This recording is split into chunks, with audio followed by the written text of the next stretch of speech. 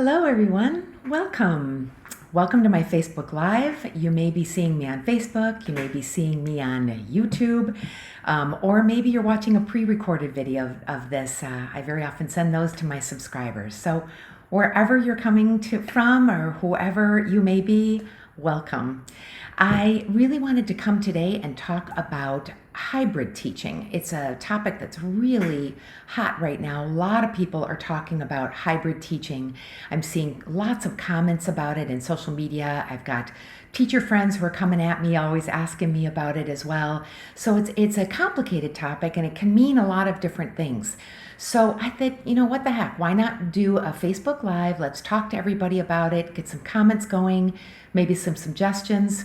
Whatever. I would be happy, and I see we've got some comments going already. Thanks, everybody. Firstly, just let me quickly back up and introduce myself. I am Maggie Brennan. I have my own educational consulting company, and I do a lot of different things, but really ever since COVID, I've been focusing in on my educational technology experience and specialty. I was a classroom teacher for many years. I taught outside of New York City for over 10 years in the classroom. I taught Spanish, loved it.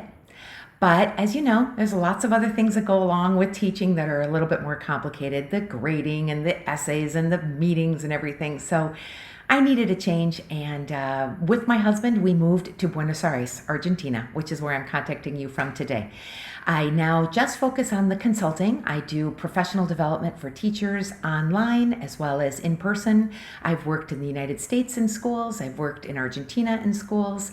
So I've got lots of different experiences, all over the world. And let me just tell you, we're all in this together. I've got clients in Europe, I've got clients in India, I've got lots of clients in the United States, and everybody is saying the same thing.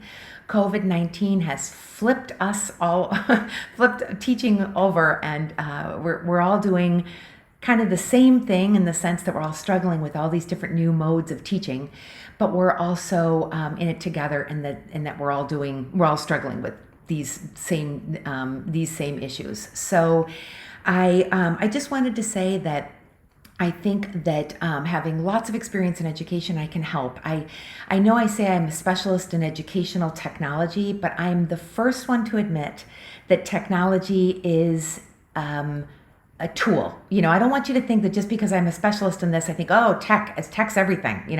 I'll take a good teacher sitting under a tree any day as compared to just using a new app or a new website, right? So I firmly believe that these days, and 21st century learners need both. They need good teachers, good pedagogy, and good technology. So my goal here for you is exactly that, is to help you with some tech tools, help you with some good teaching practices, and put those two together so that we can really engage with our students, so that we can really stay organized, stay focused, do less work, like running all over the place, like chickens with their head cut off, and I firmly believe that we can do that together. So that's my goal here today, and that's a little bit of who I am. At the end, if you stay with me till the end, I'd be happy to put a little link up on the screen for you to download a free PDF that deals with a lot of these same topics about hybrid teaching. So hopefully you'll find that helpful, and feel free to download that and share it with your friends for free. So like I said, let's jump right into the topic of today, which is hybrid teaching. My goal is to stay on here 10-15 minutes at the most. I'm not trying to break any records. I know we're all busy. So the topic of hybrid teaching, let's just define it first. Lots of people define hybrid teaching in many different ways. We're all on our way back to the classroom, and I hear that term, we're hybrid. And I'm like, well, what kind of hybrid are you? So my definition for today's meeting would be when you're teaching, when you are in the classroom, you're physically present in the school, and you have 10 or so, let's say, half of your class in the classroom with you, and some of the students or the other half of the class online at the same time. So you're talking to the live students and you're talking to the online students at the same time. So you're teaching to two different groups. right? I know a lot of schools talk about it a little bit differently. They say hybrid teaching is when let's say you have on Monday 10 students in your class, you teach them, and the other 10 are doing asynchronous work, like work on their own. They're not live on Zoom. They're doing the other group is at home doing their thing. And then on Tuesday, the groups switch. So who was at home on Monday is now in class on Tuesday, and the opposite. Those were in class on Monday are now at home on Tuesday. That's not exactly what I'm talking about. I think it's a little bit more challenging, a little bit more difficult to teach them both at the same time, right? So that's what I'm referring to today as hybrid teaching.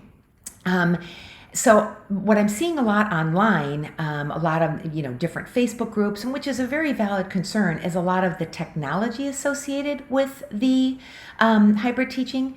And although that's important, like what microphone to use and how to extend your screen with a second, like a second monitor, those are all important. But I'm not going to really deal with those today because it's a little bit more difficult to talk about those things while we're here, just doing a generalized video. That I would suggest, if you have issues with that, to reach out to an IT person at your school or with the organization that you work with. What I'm more going to talk about today are what I think you should focus on as a teacher dealing with these two different groups at once. So I think the primary and most important thing that you can focus on are your relationship with your students and the community that you're creating with your students. I always say this, especially teaching online, is that the relationship you have with your students and the community that you create is far more important than the content you're teaching. We know that about teaching in general, but I think it's even more important now during these COVID times and when we're online. So I would like you to focus on what can you do in your class to really bring those two groups together, to make them feel connected so not only is it for you to be able to teach those two different groups, your direct instruction, but for the students to be able to relate to each other and even to just have some social time. You can have small groups working together. You can have the entire group working on the Zoom or on the Google Meet. So not only are your online students on your online students on Zoom, but your in-person class could be on Zoom as well. Or you could just have a few students doing that in person, a few students working in a group with the online students. All different ways of doing it. But you need to provide them time to connect, to provide them time to socialize with each other, as well as for you to be able to connect with each one of them. So that is really important. Provide time to grow together as a community. And that does involve some type of instruction, but it also involves social time. It also might involve a game. It also might involve time to chat, or maybe it's individual time that you want to schedule with those online students, just 5 minutes. 10 minutes. I read a really interesting report about how just the teacher calling everybody by name makes a tremendous difference in connection. Not just saying, is everybody here? Can you hear me? You'd say literally, John, Mary, Joe, Jose, how are you doing today? So I think the more we bring in the relationships in the community, the more we connect and the more likely we are to actually teach them something. So that would be my first focus for you, is to really work on your relationships and community with all of the students, as well as between them, the two groups of them together. All right, second focus that I think is important is your teacher organization. Organization has always been important. It's an important aspect of the job. I don't care how much you know about world history. If nobody can find your resources, it doesn't really matter. I used to work with a guy, just love this guy. Students loved him. He was incredibly knowledgeable about his subject. He was a lot of fun to be in class with, but let's just say that organization wasn't what he was known for. It was like last minute, he's like running to the photocopier to make copies, He forgot he had a quiz that day, So it was always so much of a struggle for the students to keep up or to find the stuff or to know what to study and when and how, because he was so disorganized. But the good news is that's super easily remediable. I don't know if that's a word, but anyway, I made it a word. I want you to really focus on what you can do on your learning management system, on your Google Classroom, on your Canvas, or just maybe your Google Drive. I want you to really focus on what you can do to get organized, to make things easy to find, and that everybody kind of knows the rules. You know what I mean? Like they know when you're online. They need to know when and how they can contact you. They need to know where the folder is with this unit's materials. They need to know how to turn things in and not have them get lost. Or maybe they need to know exactly how to make a draft of an essay before they turn in the final essay. These little things make a huge difference.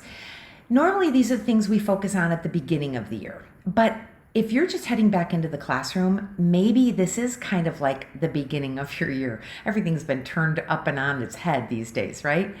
I would highly recommend you spend some time in this area to maybe create a video of where and how you organize your Google Classroom. You could do a little screencast of your Google Classroom as to how things are organized. You could do create a little guide, have a little infographic, and try your best to make it as user-friendly as possible. Now, my impression is that 90% of the teachers out there will be like, oh yeah, I'm super organized. When maybe you're not. Maybe you don't realize how difficult it is. I've done that. I was like, oh, I've got this down pat. And then I present it to the students and they're like, wait, what? So my suggestion would be to spend some time on it, organize it, but then turn it over to the students. Have a little quiz, have a little scavenger hunt, make a little game, do whatever you can to ask them if they can find things, ask them if they know how to turn things in, and give little rewards, have a little fun with it. I think it'll definitely help you problem solve as to what you're doing well and what you're not doing maybe as well. And it'll save time in the future as to lost assignments, frustrated students, parents who are complaining because they can't seem to find stuff. So organization these days is a super important aspect of teaching both online and in person. So that's another thing. And then just looking at my notes to make sure I'm covering everything. Then the last thing I kind of referred to also was about interactive moments, games, activities for both of your student groups to participate in. I'm going to throw out a bunch of names of interactive websites and polling and things, but if you don't know these, it's fine. You can find them both on my website, which is right there on the screen. I also will put up a link to the PDF that will have it listed there with some live links as well. So if you don't recognize them right off the top of your head, don't worry, because I have them listed in other places and you can investigate them easily. So one idea would be to have like an interactive presentation with something like Nearpod or Pear Deck. So everybody, those are very similar tools. And every tool I recommend, by the way, has a free aspect. I almost always use everything for free, but there are paid aspects to all of these as well. So anyway, try Nearpod, try Pear Deck, make a little presentation, ask interactive questions, and get both of your groups of students involved at the same time. Try Mentimeter.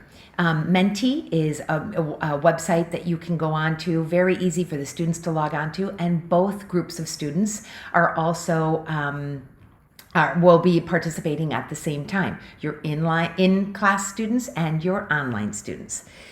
What about a Padlet to brainstorm an idea, to ask questions to each other? Padlet provides a wall with like little Post-it notes that you can organize all over the wall of the Padlet to have everybody participating at the same time, not just the people in class or not just the online students. Padlet could be, you could ask a question and everybody answers that way. You could throw out a prompt and people brainstorm. It could be used in a lot of different ways. Or what about a Jamboard, which is a free Google tool, or a whiteboard.chat. Those are all free whiteboards that are like collaborative, right? So everybody can write something on the board. Everybody can come in and put also like little post-it notes all over the board and rearrange them. It's another good way to get everybody participating at the same time and on an equal footing.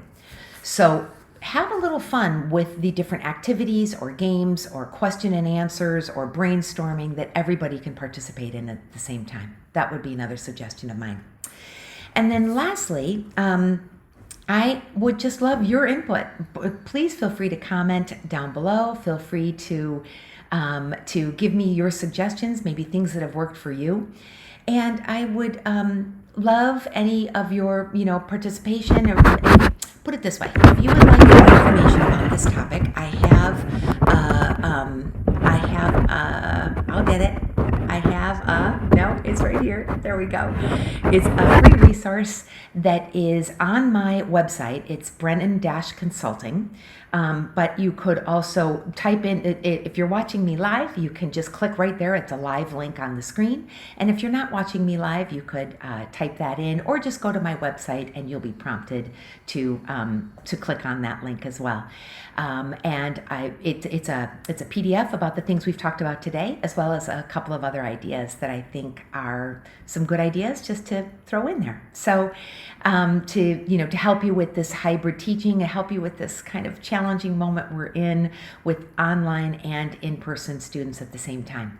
So feel free to write me to download the PDF, send it to anybody you think may want it, and we will talk to you soon. That's all I need. That's all I was wanted to share with you today. I really hope it was helpful. Please feel free to let me know if there's anything else I can do. If anybody has any questions, please feel free to put it in the comments, and I could, throw it out here. I know a lot of us are in all different modalities right now. I know lots of people are with, one student online and 30 in the classroom, or, half and half is a different story, or purely online. It's a challenging time, and I think really right now it requires our honesty and openness to help our students, for our students to help us, to learn new ways of teaching, and to do our best, which is what we're doing. We're all doing our best. So, okay, I think that's it for today. If anybody has any questions, let me know. Delighted to be here with you, and I hope to see you next weekend here on Facebook Live as well. Take care, everybody. Bye.